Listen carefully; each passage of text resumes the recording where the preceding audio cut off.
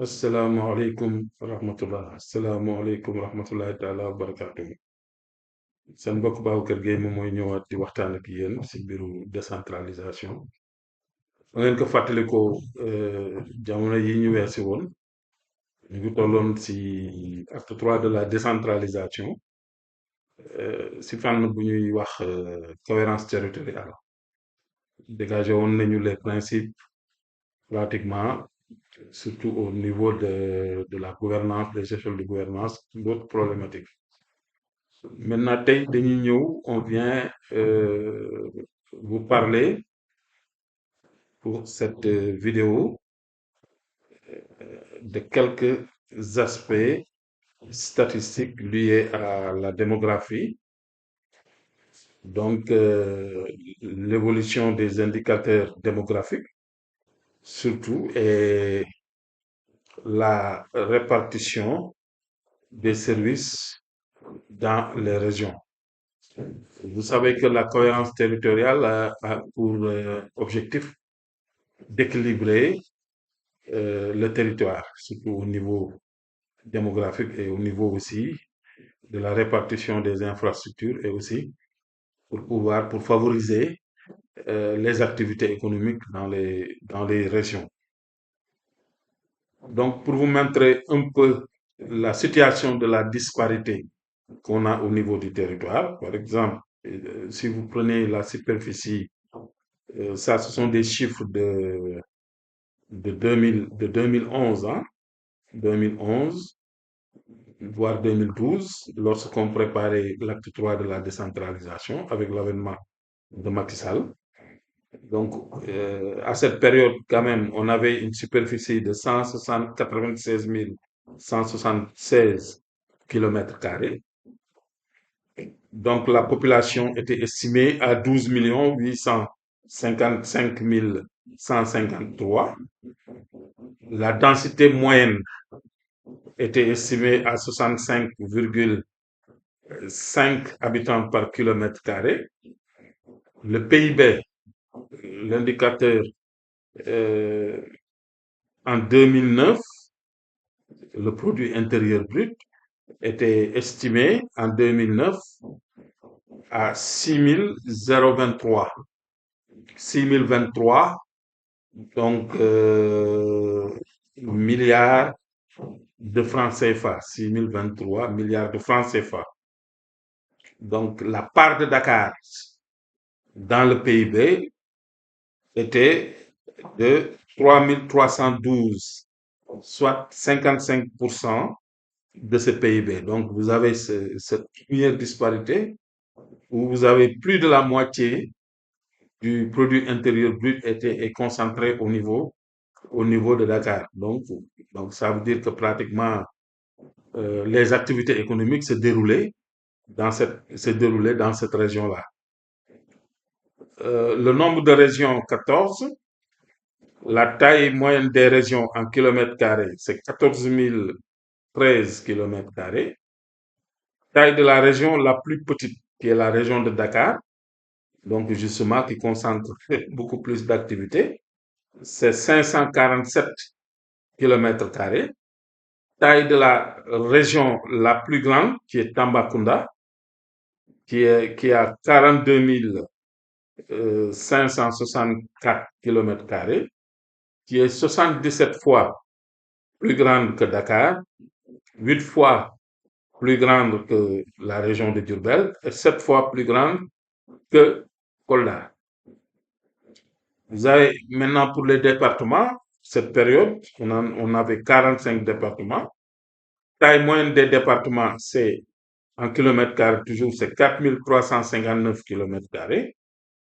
Taille du département la plus petite, qui était de Guédiawaye, 12 kilomètres carrés. Taille du département le plus grand, c'est Goudiri, dans la région de Tambacounda, avec 15 736 kilomètres carrés. Pour les communautés rurales, à cette époque, le nombre de communautés rurales était de 385 communautés rurales. Taille moyenne des communautés rurales, c'est 530 kilomètres carrés. Taille de la communauté rurale la plus petite, qui est Darunaïm, qui avait dans la région de Diourbel 35 km². Taille de la communauté rurale la plus grande, qui est Oudalaï, 9 794 km². Donc, Oudalaï était la communauté rurale qui est la plus grande au Sénégal. Donc, on avait dit dans les vidéos passées, cette commune était située dans la région de Mata, donc qui a une superficie 17 fois plus grande que la région de Dakar. 17 fois plus grande que la région de Dakar. Elle est plus grande que la région de Diourbel, on l'avait dit, de Kaolack, de Thiès, de Fatick, de Sédhiou et de Ziguinchor. Donc, cette commune-là, donc, est une commune quand même, du point de vue de sa superficie, extrêmement grande. Ce qui montre vraiment cette disparité dans le découpage des collectivités territoriales. Maintenant, concernant l'évolution des indicateurs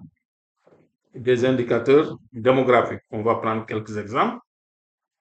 Dakar, la population en 2011 était estimée à 2 647 751 habitants.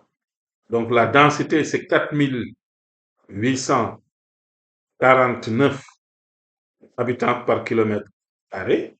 Le taux annuel pour la natalité, 2,2. Et le taux d'urbanisation était estimé à 97,3. Donc Diourbel, qui a 1 399 219 habitants, avec comme densité 288 habitants par kilomètre carré, taux de natalité 3,2, et vous avez le taux d'urbanisation de 63,7. Un exemple, partant Kédougou, 133 459 habitants, donc qui a une densité de 8 habitants au kilomètre carré. Donc, pour un taux d'urbanisation de 18,4. Si nous prenons l'exemple de Louga, avec ses 880 482 habitants, donc vous avez une densité de 34 habitants par kilomètre carré. Taux de natalité, vous avez 3. Et le taux d'urbanisation pour Louga, 21,4. Si nous prenons Tambacounda avec ses 668 804 habitants, la densité est de habitants, 16 habitants au kilomètre carré, donc taux de natalité 1, et le taux d'urbanisation qui est de 18,4.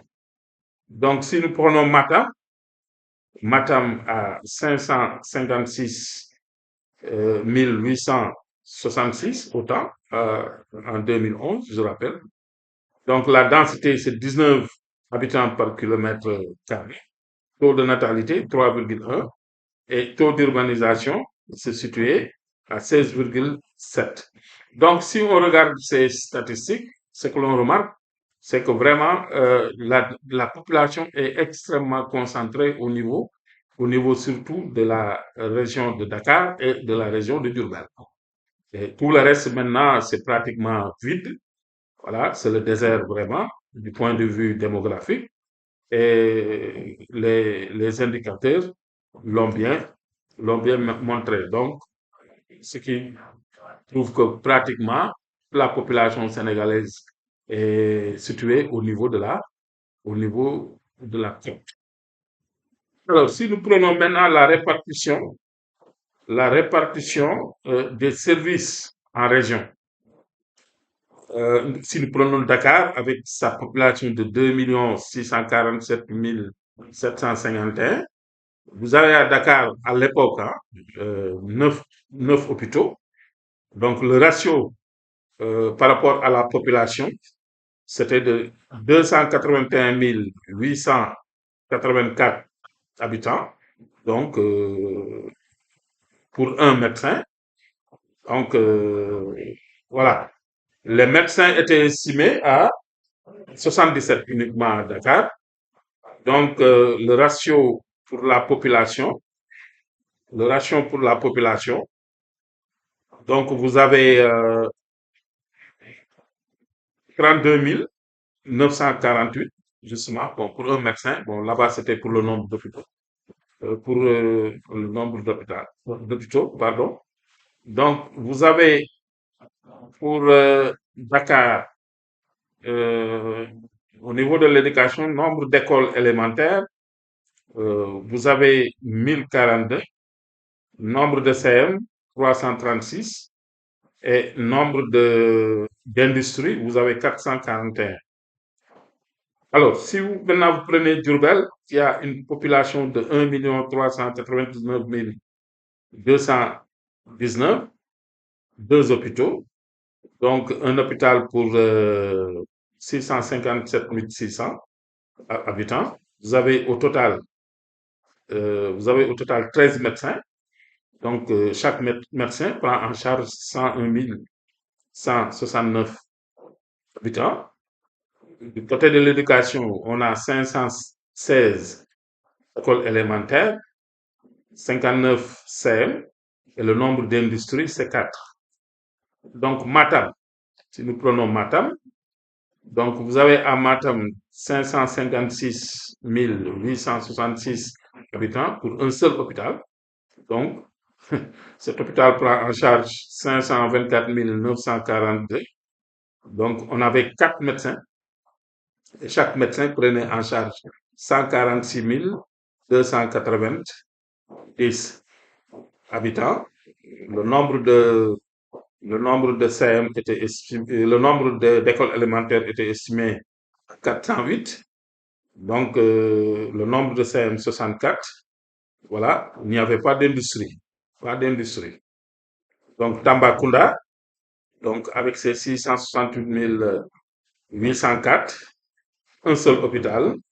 Donc, vous avez 10 médecins qui se chargent, chaque médecin se charge de 78 000, euh, de 61 605 donc, habitants. Donc, vous avez pour les nombres d'écoles élémentaires 700, pour les CM 32, et pour les industries, donc pour Tambacounda, on en avait 3. Voilà. Ce qui montre, si on regarde ces chiffres-là du point de vue de la répartition des services, on constate que vraiment les régions à l'intérieur ne sont pas du tout desservies en termes d'infrastructures, en termes de services. Ce qui pousse les habitants vraiment à se rendre dans les grandes régions comme Dakar, hein, peut-être Thiès à la limite, pour pouvoir disposer de ces services-là. Donc c'est ce déséquilibre-là que la politique de cohérence territoriale veut régler pour essayer quand même à travers l'aménagement du territoire, un bon aménagement du territoire et une bonne urbanisation. Donc essayer quand même d'apporter des correctifs pour permettre aux populations quand même de rester dans ces zones-là pour équilibrer la répartition des populations. Je vous remercie.